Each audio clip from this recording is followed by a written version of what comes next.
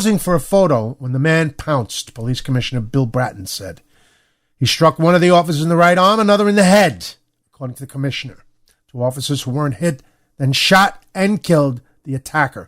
What a shame. That's a shame. The fact that they killed him, that's a shame. They should have wounded him, beat him to a fucking pulp, and then put him in jail. That's what they should have done. But I see why they did what they did. It's just sad that these men had to suffer, and he didn't. The law enforcement official identified the suspect as Zale H. Thompson, who had a criminal record in California, had been discharged from the Navy for misconduct, according to the source. Listen to this. The police officer who was struck in the head remains in critical but stable condition. The other officer, who was 24, was struck in the arm and was expected to be released soon. A 29-year-old bystander was struck by a bullet in the lower back, was also taken to the hospital. A condition was not known. Authorities are looking to see if the unprovoked attack in the New York borough of Queens is tied to recent calls by radicals to attack military and police officers, law enforcement officials say. Asked about a possible connection to terrorism, Bratton said, quote, "There is nothing we know as of this time that would indicate that were the case. I think certainly the heightened concern is relative to the type of assault based on what just happened in Canada," unquote. What a crock of shit that is. I'm going to read that again. This Bratton is the the top cop in New York. Okay. Jesus. Nothing is. I'm sorry. There is nothing we know as of this time that would indicate that were the case. That case being anything tied to radicals. I think certainly the heightened concern is relative to that type of assault based on what just happened in Canada. Come on. You see what I'm saying here, ladies and gentlemen? They're not calling it what it is. All right, maybe it's a little early. I might give them this one only because we really don't know yet, or I haven't read or heard of what this guy's background is. But, you know, when you can start attacking people with hatchets and going for the head and neck, I don't know. But I may give him the benefit of the doubt on this one. But on Wednesday, Captain Nathan Cirillo was shot and killed as he stood guard at Canada's National War Memorial before shots erupted in the halls of the country's parliaments minutes later.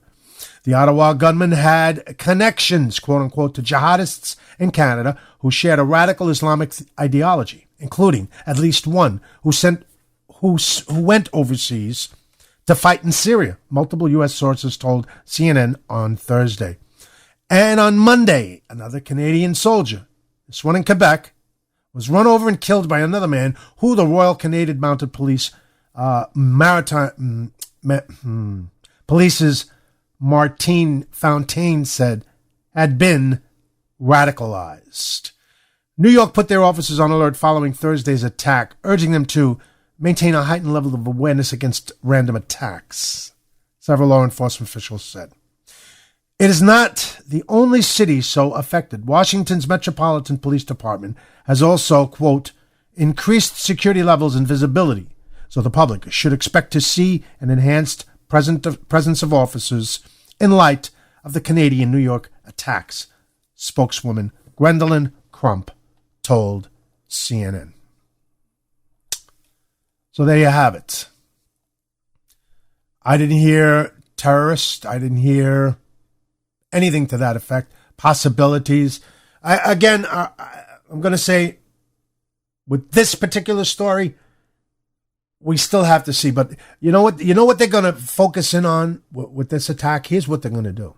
And I read it, and I'm going to read it to you again as soon as I find it.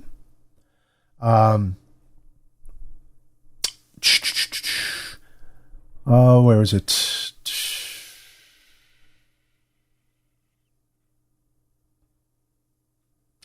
All right. He struck the law enforcement, the police officer struck. I'm trying to find a specific. Darn it. The suspect was hiding behind a bus, and law enforcement officials said,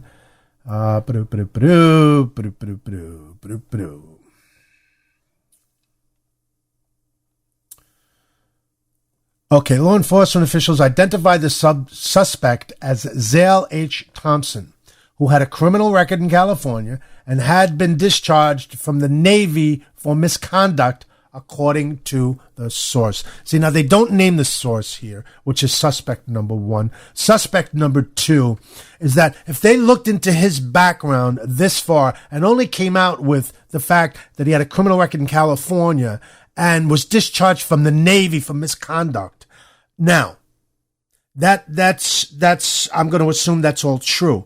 But if you've looked into this guy's background, there must have been something else. Now, if something comes out now that this guy was radicalized, why wasn't it put in this article? If you went back that far to check his record, you would have seen this. You'd have seen that he'd checked his social page. But that's why I'm giving them a little time on this one. I'm not pouncing on them immediately because this happened today. And I'm sure they've already done it, but it hasn't reached the correct news sources for the information to get out. Maybe it doesn't. Maybe this has nothing to do. Maybe this guy just went crazy. It's a possibility.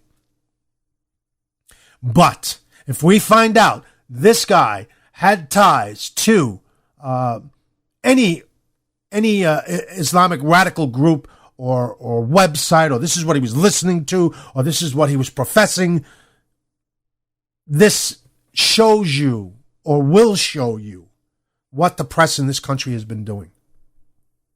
They're on the side of this administration, and this is CNN. CNN is a decent news outlet. It really is. I mean, it's not far left. But it has its moments. This may be one of them. Now, you had 4 people reporting on this story. 4 people contributed to this story. So I cannot believe that 4 reporters, 4 of them, couldn't find anything other than, the fact that he was, his name, he was discharged from the Navy for misconduct and had a criminal record in California. We will see. This we're going to keep close tabs on. Let me see. Did I do it? No, I didn't. Let me do this. And I want to go to, you know what? Let me do it this way. Because I want to get another story from another source here. Just to see the difference in the way it's reported and what they say. Let's see here. I can't find one now. They're all left-leaning newspapers.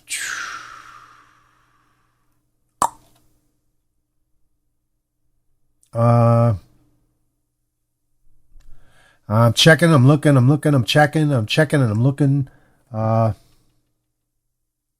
looking and I'm checking, and nothing on this site. All right. So I can't go there yet. But we will. I promise. We'll keep tabs on this particular story.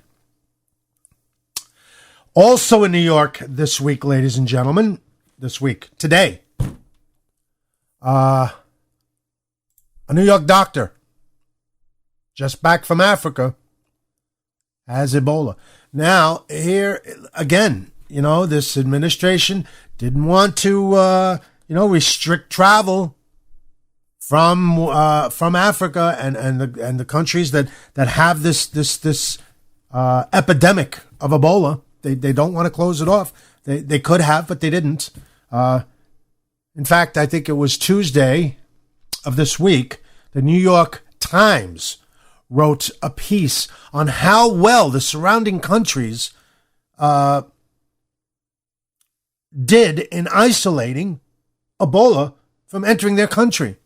But you know what they didn't mention, ladies and gentlemen? The fact that they shut down their borders and just stopped Africans from going into their countries, to protect the people of their countries. That's how they did it. But the New York Times never mentioned that in their article, ladies and gentlemen. No, they didn't, because if they did, then they'd have to say that the racist bullshit that they're claiming over this garbage doesn't stand. Yeah, that's right. The whole big thing about them not wanting this country's government and this administration didn't want to suspend African visas or passports because it would be too racially motivated, they said. Well, you know what? The countries surrounding the countries that have this problem, that's what they did. That's exactly what they did. So the hypocrisy of the left in this country is so wantonly stupid and irritating and dangerous that we really need to wake up to it. It must stop. It's got to stop. And we are the only ones that can do it. And that's the people of this country. The only ones that can do this. We've got to tell them enough is enough. We must do this. Because if we don't, I said it before, I'm going to say it again, more people are going to die. Now, this isn't an epidemic, ladies and gentlemen, by no means in this country, okay? But it has the potential to go there if you don't take the steps to protect the people. That's your job. That's what the federal government is supposed to do, protect the American people. And they're not doing that. They refuse to do that because, again, political correctness rules the day.